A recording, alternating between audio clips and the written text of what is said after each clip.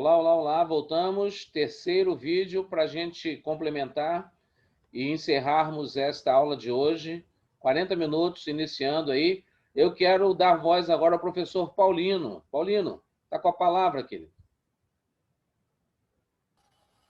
Olá, amados. Deus abençoe a todos. Primeiramente, eu quero parabenizar os professores, né, que conduziram esse assunto não muito fácil, porque quando é um assunto bíblico que a gente está inserido, né, fica mais tranquilo. Mas, assim, foi um desafio para os professores que tiveram a missão de trazer as palestras. Então, parabéns para vocês aí. Parabéns também para o Claudemir, que trouxe, né, esse assunto à tona.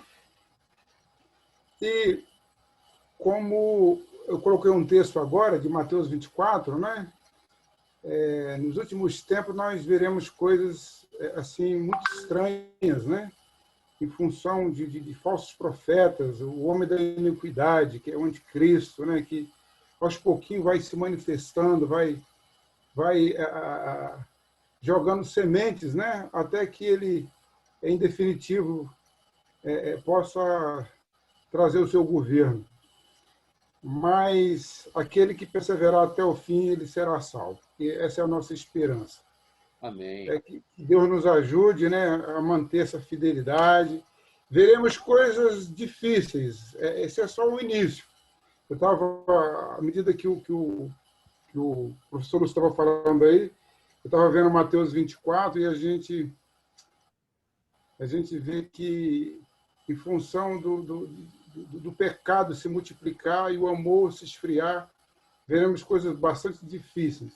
A gente que já tem uma experiência, já tem um caminho rodado, é muito assustador para os nossos filhos, para os nossos netos, o que eles vão enfrentar, né, amados?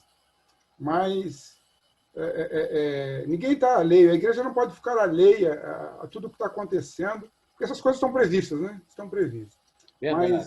Mas nós estamos aguardando o retorno de Cristo e temos essa certeza. Amém. Obrigado pela participação, professor Paulino. Um grande abraço. Marcos Lemos, sua palavra, sua pergunta, dentro do tema. O Lúcio está doido para responder. Deus abençoe a todos. É muito bacana participar, ver o desenrolar dessas apresentações, a condução do Claudemir. Excelente. Parabéns para todos, realmente. Há uma coisa que o Lúcio comentou aí, que eu achei interessante, que há pouco tempo eu vi também, que até o ministro do STF, Marco Aurélio, falou que o filho não pertence aos pais, o filho pertence ao Estado. Quer dizer, é o Estado totalmente influenciando a família, dominando a família, querendo colocar o império deles, né? Ou seja, é o socialismo dominando, mandando em tudo, e isso afeta muito a família, que se os pais não forem, como diz assim, preparados para poder educar seus filhos, vão acabar perdendo realmente para o Estado, né? Ou seja, para os políticos. E a visão do Lúcio. Lúcio, em relação a isso, pode falar um pouco para a gente sobre isso? Qual a tua visão aí, embora tu já saiba qual seja a sua visão, mas como é que tu vê isso, Lúcio, em relação ao Estado dizer que os filhos pertencem ao Estado, não pertencem aos pais? Aí fica sendo essa pergunta só para poder dar uma palhinha sobre esse assunto. Quem já ouviu o termo pátria educadora? Faz assim um sinal com a mão. Pátria educadora é o slogan, né? Não é só pátria educadora no sentido da educação básica, nada disso. Pátria educadora é como se fosse a pátria mãe. Você não é pai, você não é mãe. É a pátria que é educadora. A pátria não é só educadora, a pátria é dona de você, do seu filho, de tudo. E por isso a pátria vai cuidar de como se você fosse, desculpa o termo, um recado. Então, você vai ter que pensar como a pátria quer que pense, você vai agir conforme a pátria que haja. Então, se você vê os livros educacionais, né, eles falam somente de teoria da evolução e não mostra outro lado. Nossos livros do MEC, nesses 13 anos, são totalmente de esquerda. Mas da esquerda socialista comunista mesmo. Falam bem, né, do comunismo e dos países comunistas, especialmente Cuba, até a Coreia do Norte fala bem, tá? E mete o pau no Estado, fala bem, e fala que é uma maravilha, que lá é tudo bom. E as nossas crianças, nesses anos todos, nossos jovens, as pessoas que estudaram, elas foram, a palavra correta foi a seguinte, foi a revolução cultural implantada no nosso país. A gente está acostumado com isso. Quando o Marco Aurélio, o ministro, fez isso, falou isso, né, que o filho não é, nossa Constituição não ensina isso. E ele tinha que fazer, a família formada está na Constituição, pelo mãe, e está lá escrito. E ele foi contra. E ele está num tribunal que tem que defender a constitucionalidade. Mas como ele está ferido como ele, quem colocou ele? Ele era de uma ideologia de esquerda, né? Socialista. Ele, quando julga como? Com a ideologia. Contra a Constituição. Entendeu? Então, é o que eu estou falando para vocês. Esse livro ele trouxe uma ideia muito boa visão. Nós estamos vivendo num país, tá, que é democracia no nome, que é República Unida, Federação, né, que é democracia, que tem liberdade, essa coisa toda. Mas se vocês observarem a ação, né, do STF e da Câmara do Congresso Nacional, tudo é de esquerda. Tudo é de esquerda, com salvo raríssimas exceções. Então, o que é? Pega os livros dos seus filhos, vocês vão ver lá, é só a teoria da evolução, e é só falando bem de Cuba e falando mal do país. Entendeu? Então, o que acontece? Esse ministro, parece que dos 11, 9 são de esquerda. 9. Então, o que acontece? Essa independência, esse poder que ele tem, ele continua ainda sendo fiel à ideologia dele. O Estado vai fazer justiça como? Vou dar um exemplo que todo mundo acompanha na mídia de uma maneira ou de outra. Vou dar um exemplo simples, que não precisa nem ser de advogado, como eu, e entender de lei. Diz que é uso exclusivo do Presidente da República nomear o novo superintendente da Polícia Federal. É atribuição exclusiva do Presidente da República. Quando o Presidente da República, independente do nome que esteja lá, tá? Ele escolheu o superintendente, o STF foi e embargou. Baseado em quê? Sem fundamento. Por exemplo, vou dar outro exemplo para vocês. Vocês entenderam o que está acontecendo. A lei, o Código Penal diz o seguinte, não há crime sem lei anterior que dê nem pena sem a devida combinação legal. Ou seja, eu só posso dizer que você cometeu um crime se a lei dizer antes. Muito bem, existe o crime no Código Penal de fake news.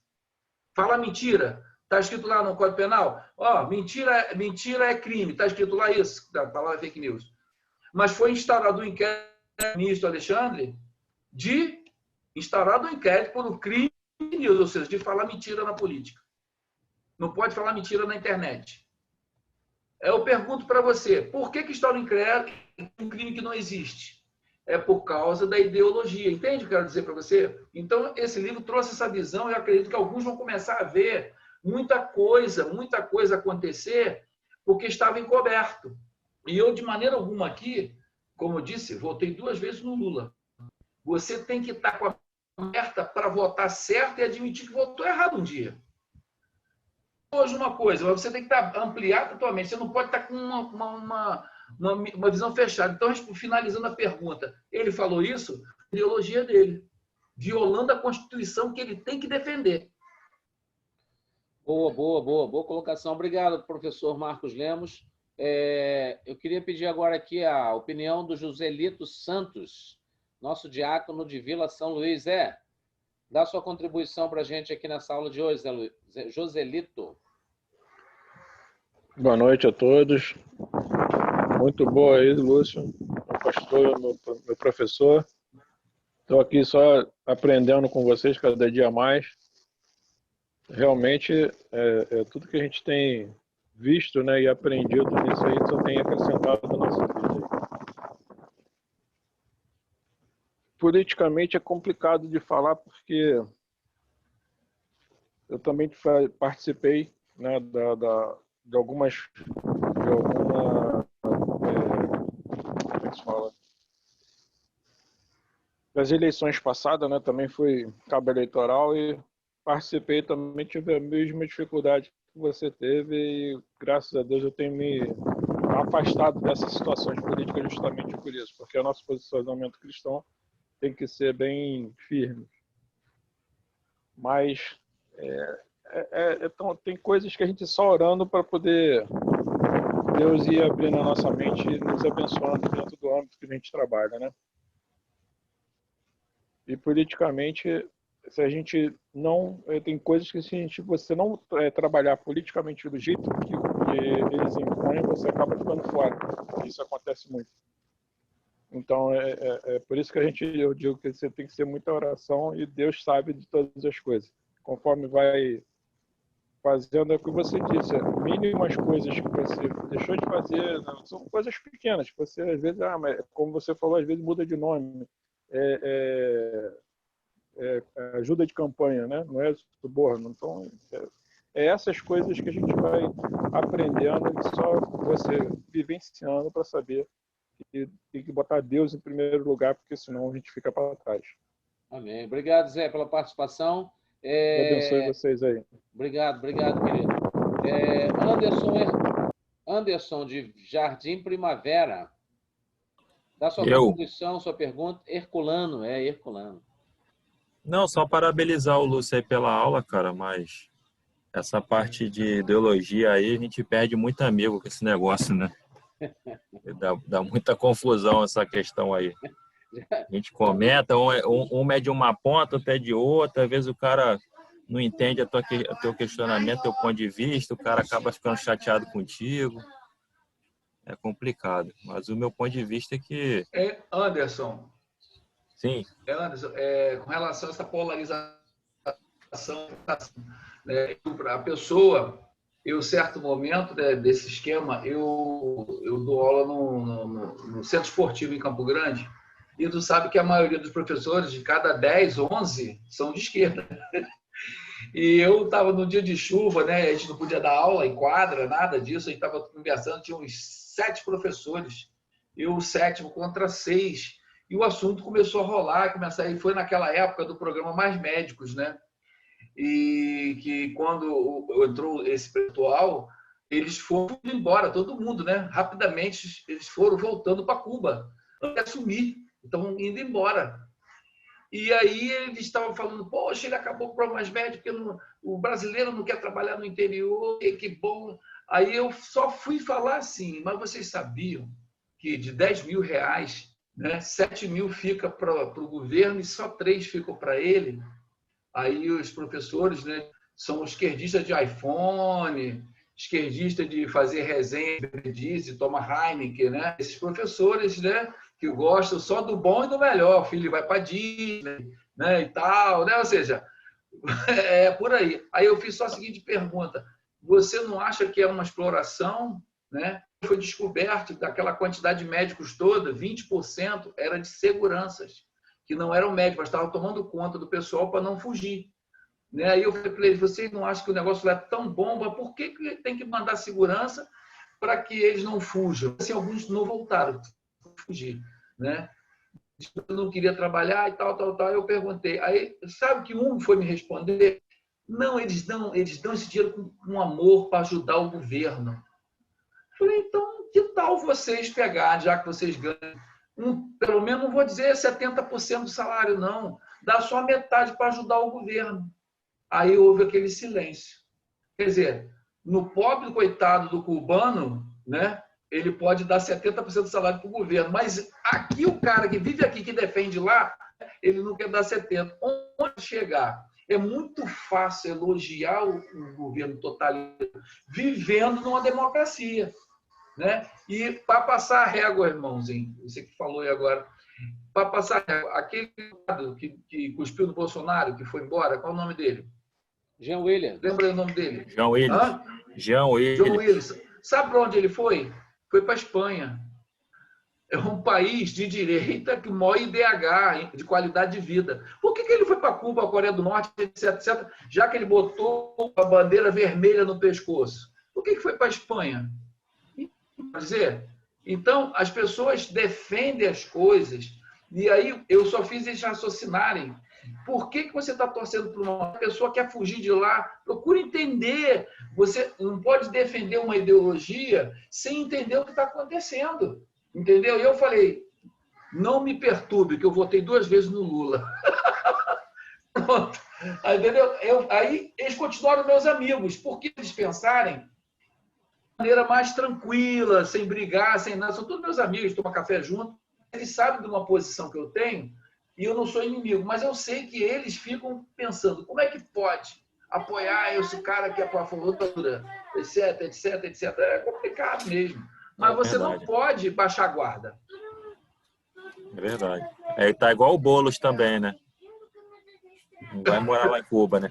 Vamos lá. Mas, parabéns aí pela... Obrigado, Anderson. Dentro desse contexto ainda, Lúcio, se alguém quiser fazer uma pergunta, é só levantar a mão, tá? Uma coisa que tem surtido muito efeito e a gente tem comentado, e está vindo à voga aí uma votação no Congresso, lá no Supremo também, sobre a home school. O que você, Lúcio, tem a falar, se você concorda, não concorda, que é a escola em casa, sobre a questão do Brasil. Nós somos referendados e licenciados pelo Estado. É o país que manda muito na família, tem um domínio, né, muito grande, ou quer ter. O que você acha sobre essa questão aí? A gente já deveria ter há muito tempo. O que a gente precisa fazer para concordar ou discordar? Ou quem é que vai ter esse direito? Será que o pobre também vai ter direito de estudar em casa ou só o rico? Olha só, eu vou citar o exemplo da pandemia. As pessoas descobriram o valor de um professor agora na pandemia, não foi? Verdade. Ninguém quer dar aula para filho, não, rapaz. Agora, como foi defendido pelo autor, como uma sociedade é dinâmica, né? Por exemplo, se tiver um pacote de um plano básico, um material hábil para ser utilizado, e o cara tiver a condição de ensinar ele em casa e tiver tempo e vontade, ainda que seja 10% da população, o cara deveria ter esse direito de fazê-lo. Entendeu como é que é? O cara deveria ter direito de fazê-lo, de ensinar. Mas no Brasil, eu acredito que a maioria, por incapacidade mesmo, capacidade de ensinar, mas você poderia usar a figura do mentor. Né? Uma pessoa, ela é multidisciplinar, né? E você pagar a educação do seu filho individual se você tiver condição. Agora, o Estado, ele tem que fazer justiça da maneira, vamos dizer, uniforme. Eu acho que a homeschool, ela pode ser pensada, né? E os meios de controle têm que ser bem grandes. Por quê? Aquele que estudar em casa, né? Ele tem que fazer exame para ver se ele realmente atingiu o mínimo necessário, né? Para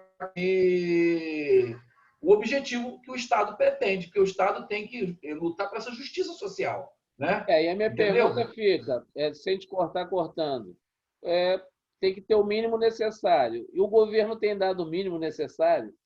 Não, aqui a nível de Brasil, acho que não tem nem o instrumento humano e nem ainda a questão técnica. Nós estamos bem atrás. Quer ver um exemplo rápido?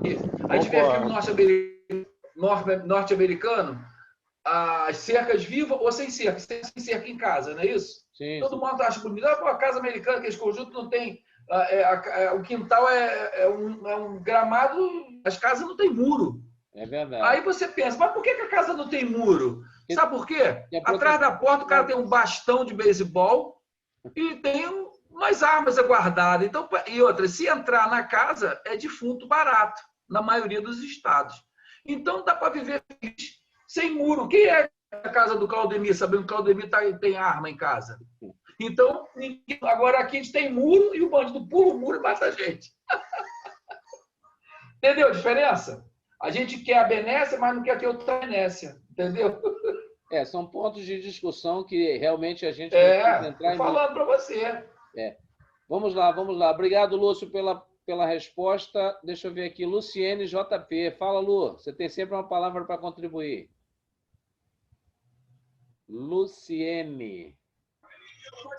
Estou aqui, ó. Mas eu gostei muito da aula, achei muito interessante. A parte política realmente é algo que dá muito conflito, E em relação ao poder, eu pude perceber isso em relação ao trabalho, né? Porque no trabalho a gente, de alguma forma, mesmo não tendo um cargo superior, a gente exerce um tipo de poder, um tipo de influência. E às vezes, dependendo de como seja a nossa posição no trabalho, a gente pode ser uma boa influência cristã ou não. Então, isso aí, o Lúcio falou sobre justiça, né? Será que a gente, às vezes, tem feito justiça realmente no nosso trabalho, em relação ao nosso colega do lado, como cristão, como tem sido a nossa, como é que eles têm nos visto, né? Na verdade. Isso me fez refletir, assim, quanto ao meu trabalho mesmo, como é que eles têm me visto lá. E eu espero que a minha atitude seja boa, que eles vejam em mim uma pessoa cristã íntegra, né? E que eu tenha realmente que eu esteja realmente exercendo isso. Gostei muito da aula, Lúcio. Eu aprendi bastante. Muito obrigada. Obrigado pela participação. Deus abençoe. Obrigado. Boa, boa. Vamos lá. Esther Azevedo. Quer dar uma palavra, Esther?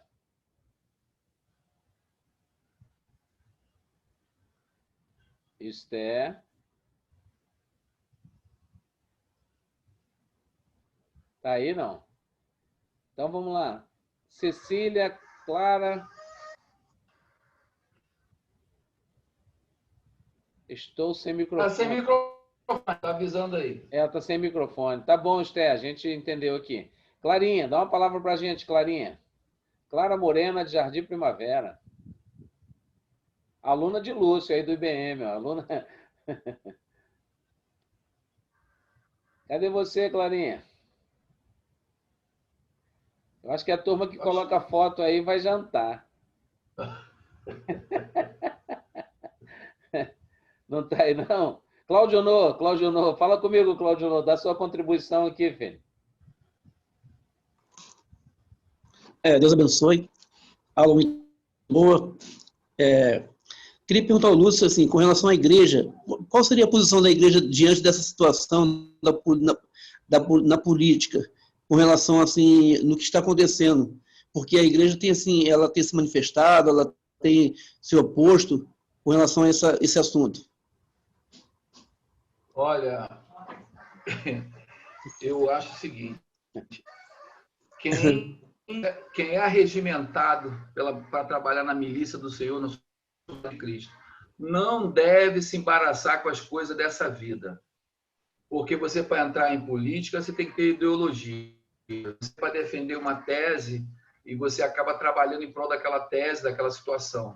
Eu não digo que seja impossível, não. Mas há uma grande chance, como diz Paulo escrevendo a Timóteo, né? Você se embaraçar nas coisas dessa vida, eu acho muito fácil, entendeu? Por exemplo, vou entrar para o grupo de moto, o grupo de moto sai sábado, aí domingo, né? Só chega no final do dia. Geralmente o grupo de moto e bicicleta também, que eu participo até de um, eu não pedalo domingo. Sábado eu pedalo, quando dá eu pedalo, mas domingo eu não pedalo, entendeu? Como regra, só um fato muito fora do comum, né? Tem um torneio de tênis, aí caiu no domingo, uma vez no ano, 2 vezes no ano, beleza, não há problema. Mas se você começar a abrir concessões, quando percebe, embaraçado. Então, é muito complicado, irmão Claudio No. Tem que ficar muito... Quer ver uma coisa? O pastor começa a se envolver muito com política, muito com política. Será que ele visita? Será que ele prepara a mensagem? Está estudando para poder... Entendeu o que eu quero dizer? Eu acho meio complicado, parece um lance de meio 2 senhores, e a gente aprendeu com o mestre que não tem como agradar 2. Beleza, boa, boa. Obrigado, Cláudio No. Obrigado, Lúcio. Queridos, então, estamos com 24 minutos. Ah, ele está aí. Olha a mão azul lá, ó. Isaac Ouro. Eu pensei que ele não estava na sala. Já ia... Pensei que eu ia escapar dele, cara. Fala, Isaac Ouro. Você está com a palavra. Boa noite, professor. Parabéns pela aula muito boa. Consegui acompanhar direitinho. A minha pergunta é a respeito de, quando o senhor estava falando sobre autoridade, né? O senhor citou os tipos de autoridade. Minha pergunta é a seguinte: quando nós oramos no nome de Jesus, nós adquirimos a autoridade performática?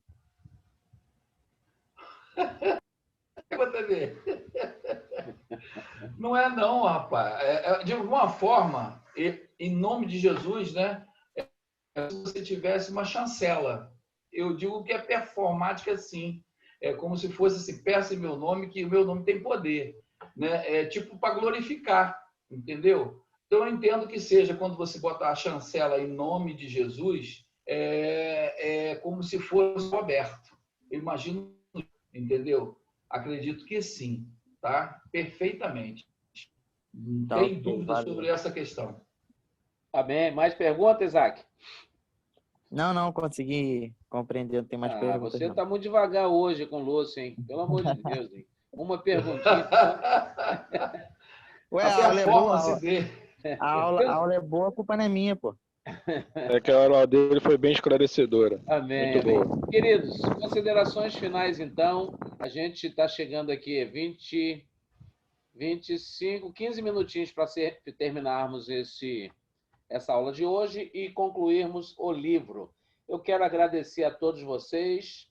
Eu quero que vocês continuem, peço encarecidamente que vocês continuem orando por nós. A agenda oficial de outubro já está fechada. Eu já compartilhei com os grupos. Daniel Nobre, depois me passa o teu número. Anota o meu aí, é 964666096, para eu te colocar no grupo do IBM Zoom. Tá ótimo. Eu pego com a Cris também. Isso, beleza. Aí eu te coloco lá no grupo, para você ter Tá ótimo, querido. os materiais que eu vou enviar. Tá bom, Lúcio? Tá ótimo. E o tema? Nem vi, cara. Fala aí. Qual vai ser os temas? Rapaz, é fácil, é rápido. Peraí. Deixa eu abrir aqui.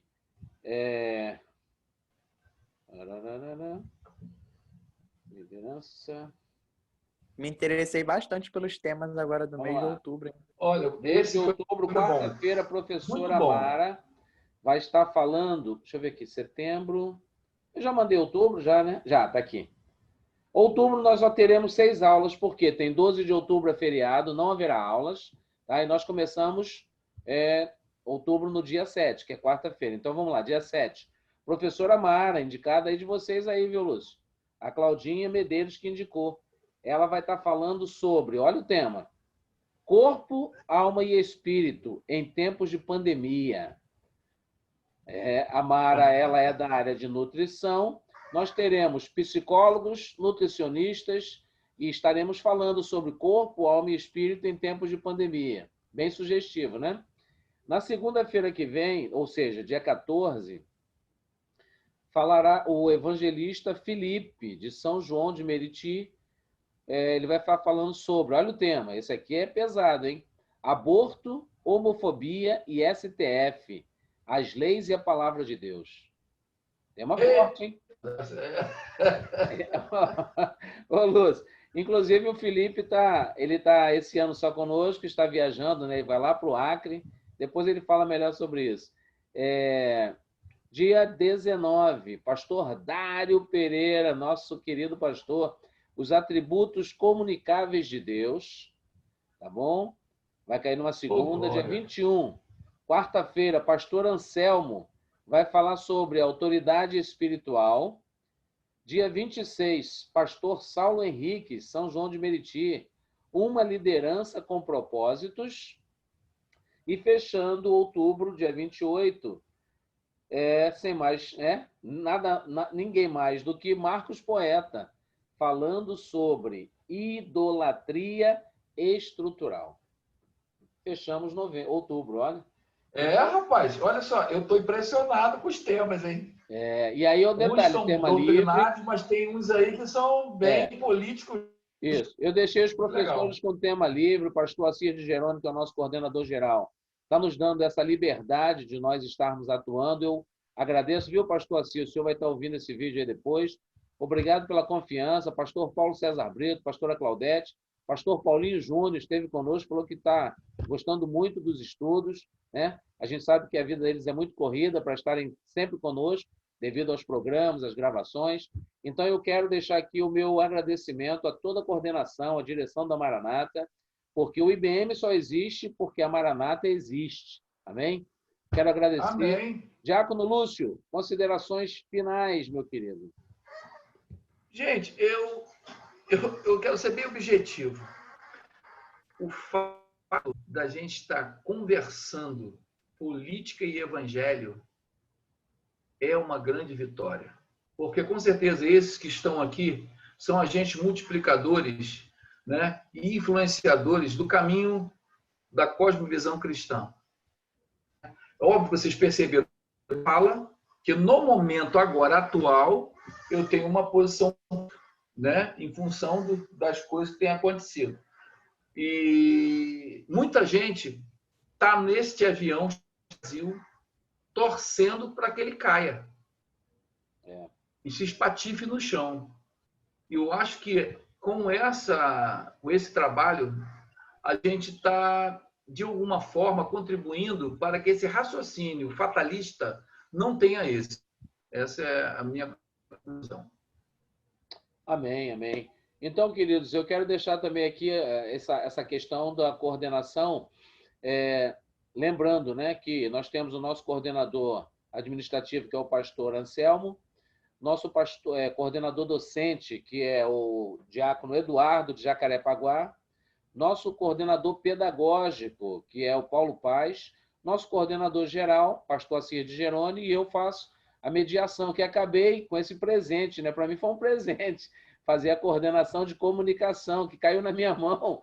E graças a Deus, e também, consequentemente, a gente acabou ficando não sozinho, porque eu tenho o apoio de todos. Os professores, os coordenadores estão nos apoiando. Eu só sou o moderador. E eu pedi o pastor Assir de Geroni.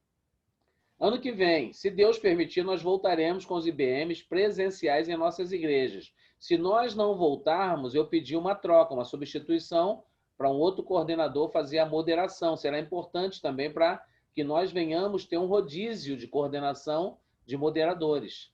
Eu tive uma experiência fantástica, meus irmãos. Nunca tinha ouvido falar em Zoom. Nunca tinha ouvido falar. E hoje a gente consegue fazer edição, fazer essa aula aí gostosa com vocês, mas tudo isso aconteceu porque vocês investiram o tempo de vocês também de estarem conosco. Os professores, todos. Hoje é um dia muito feliz, é de bate-papo mesmo, como o Lúcio disse. O Lúcio é um companheiro de longas datas, a gente tem assim convivido bastante junto aí, eu tenho pego uma experiência muito boa com ele. Pastor Ayrton, então eu falo com o pastor Ayrton quase todos os dias agora. Eu falo mais com o pastor Ayrton do que com o pastor Dário. Trocando figurinhas, né, Lúcio? Olha o ciúme, hein? Olha o ciúme, hein? Eu ia falar isso, mas fiquei quieto. Deixa registrado aí, viu, meu pastor Dário? Eu amo o senhor em nome de Jesus. Queridos, vamos encerrar então para a gente dar uma descansada na cabeça. Hoje eu estou um pouco cansado. Hoje o dia foi tenso. Tá bom, Lúcio? Grande abraço, Deus abençoe. Daniel Nobre, um grande abraço, beijo no coração, meu irmão. Marcos Lemos, Paulino, Joselito, Sandra, Júlio, Claudio Honor, Marilene, Clarinha, Anderson, Lucilene, Cecília, Sandra de Jacarepaguá, Isaac Yuri, que estão na tela. Deus abençoe a todos vocês. Deus abençoe a todos, meus irmãos. Deus abençoe aí. Enquanto vocês vão dormir e jantar, eu vou Deus abençoe, amém. Vídeos, tá? Abençoe a Luciene, tá? Luciene, Deus te abençoe. Eu vou editar os vídeos agora para mandar para vocês, tá, meus irmãos? Eu só durmo depois de meia-noite. Deus abençoe. Tchau, tchau.